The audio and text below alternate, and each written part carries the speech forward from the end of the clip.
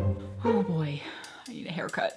Hey guys, it's Dana and it's time to talk about money. And in this video, I want to talk about saving money for whatever reason and how to do that quickly. So let's get to it. Many of us would agree that saving money is great, right? Who doesn't like to save money? Or maybe you don't like to save money, but you like having money, but in order to have money, you have to save it. So if you're trying to save money, if you're trying to save $10,000, say, all right, a lot of things can be bought for $10,000, such as a car. If you are needing a new car, $10,000 can pay for some larger home repairs, such as a new roof. Maybe you're trying to save $1,000 for your emergency fund, your beginner starter emergency fund, whatever the reason, right? You're trying to save up money.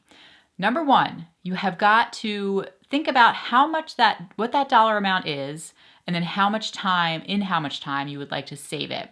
So if you were to save up $10,000 in 10 months, obviously you would need to be saving $1,000 a month. So how many times do you get paid in that month? So then within each month you have to set up, are you going to do it by paychecks, right? So how many paychecks do you have within 10 months? And then divide that amount of money by your paychecks. If you're going to do, say, automatic deposit into your savings account. You with me? So you have to have the dollar amount in mind, know the length of time that you want to achieve it, and then obviously go about the business of making that amount of money show up in your savings account each month or each paycheck, each week to achieve the goal. So that is step number one. It is the most important step because if you have no idea how much money per month, you're just going to get to the end of the time period and be like, oh, crap, I didn't save the money. We don't have the money. We didn't save it up. But, you have to know what you're trying to save.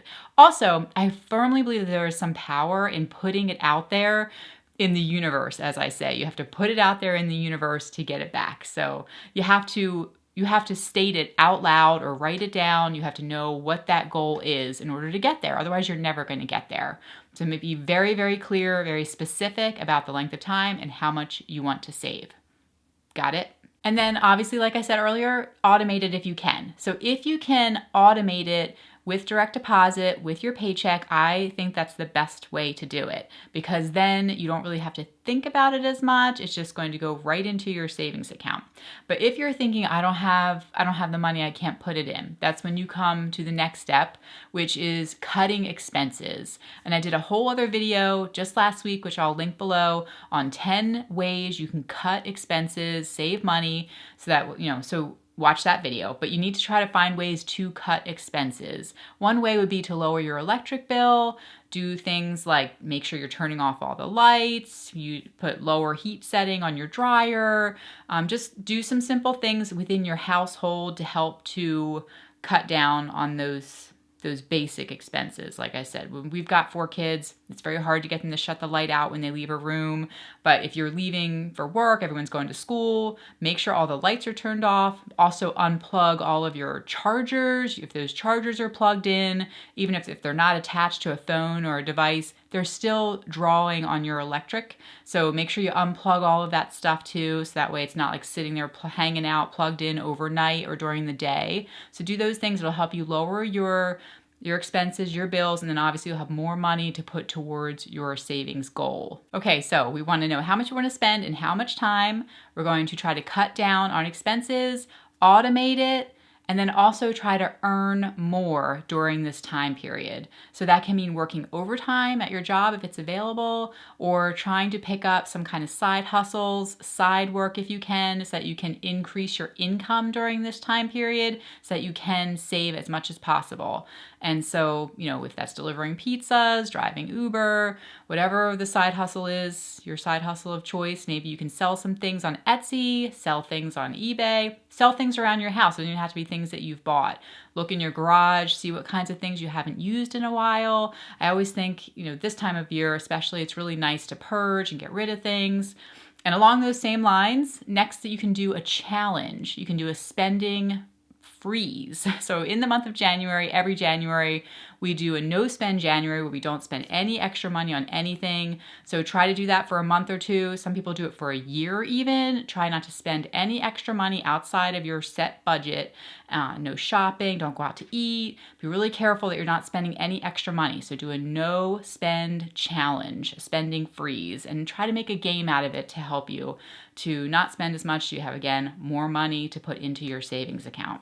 You can also do one of those pantry challenges where you eat everything in your pantry, try to cut down on your grocery budget, your grocery bill. My husband even goes so far that like from week to week, he does all the grocery shopping, but if something is left in the pantry and he'll say, well, are you not eating that? You don't like that? And he will return it. So if I'm not careful, if he buys something for me to eat and I don't eat it, he'll take it back to the store the next week and return it because he thinks, well, she doesn't like that. She's not eating it. So, so I have to say, wait, I'm planning to eat that. But you don't have to be that extreme. Just make sure you're eating everything that you have and try to budget and try to grocery shop just for the actual things you're really going to eat. This is not a time to be stocking up on stuff in the pantry that's going to sit there for a long time. This is not the time for that. This is the time to just eat what you have, try to cut down on your grocery bill, again, until you reach your savings goal. It's not forever. Okay, so lastly, saving money can be hard. It can be really hard. I know when we first saved our first $1,000 for our emergency fund years ago, it was the first time we had ever had that much money in our checking account or savings account ever. And it was a lot of money to us. So $1,000, saving $1,000 can be a lot of money for a lot of you. And sometimes it's stressful, it takes some time. And if you're saving a lot of money, $10,000 say, or more than that, it might take you even more time. And as you're cutting down on expenses, it can be very difficult socially. Sometimes the people around you don't understand. And it's very interesting to me how you might be saving money, or say you're paying off debt during that time as well. Your net worth is increasing, but the people around you, they just see you living this super frugal life. And to them, they're thinking, whoa, they must be really having some hard times because they're, not going out to eat or they're returning stuff to the grocery store. But actually, your net worth is increasing as you're saving money. And so you actually have more money probably than you did before, but the people around you are treating you differently as if you're just so broke. So we have experienced this multiple times in our lives, my husband and I feel like it's just like, sometimes it's very tangible, sometimes the way people treat you when you're living frugally as if you are just like so broke. And maybe you are broke, but socially it can be difficult. So my point is, try to have some people around you who understand what you're doing, that you're trying to reach a goal, who can be supportive of you and help you out, maybe hang out with you at home, eat dinners at home, take walks, do things that are inexpensive while you're trying to reach your savings goal. Maybe you're trying to save up a down payment for your house. But try to surround yourself with some people who understand, and maybe try to avoid those people or places where people are negative and judgmental. Because that might knock you off your path and you might be tempted to spend part of your savings or start, not saving as much because the people don't understand. So I hope that makes sense. But you can do it. You can reach your goal, and you can do it. Okay, guys, if it's your first time here, be sure to subscribe. I'm here every single Tuesday talking all about money. If you have any tips on how to cut back on expenses, be sure to share those down below in the comments so everybody can read them and we can help each other out. And that's it. I'll talk to you guys in the next video. Bye.